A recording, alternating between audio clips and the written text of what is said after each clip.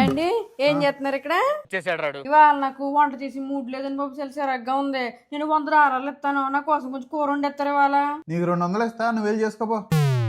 అయితే నీకు నేనే 400 ఇస్తాను, వెళ్ళి వంట చేసి. అయితే నేను నీకు 500 ఇస్తాను, వెళ్ళి చేసుకోపో. ఒకసారి అమ్మాయి లెగుస్తుంది. అయితే ఇలాగ ఇచ్చి 500 నేను చేసేస్తాను వంట.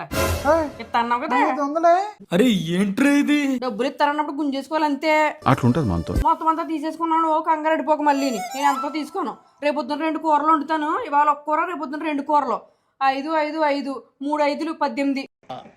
నాకు అర్థం కాలేదు సార్. 3 5 15, 1800 కాదు. నాకు లెక్కలు రావనుకుంటున్నావా? ఎంత చదువుకోపోతే మాత్రం నేను బాగానే చదువుకున్నాను.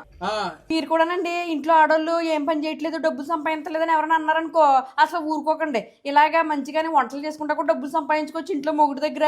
ఇలాంటి వ్యాపారం ఏదో బాగుంది. మా ఆయన చూసారా, అందరికి ఎంత మంచి ఐడియా ఇచ్చాడో. రండి, రోజు వంటలు చేసుకుని డబ్బులు సంపాదించేద్దాం. పని చేసుకోమ్మా, నువ్వు పని చేసుకుంటేనే మాకు డబ్బులు వస్తాయి, చేసుకో. నాలాగా మీరు మోసపోవద్దు, చూసారుగా 3 5 18. కానీ ఎంత మూల్యానికి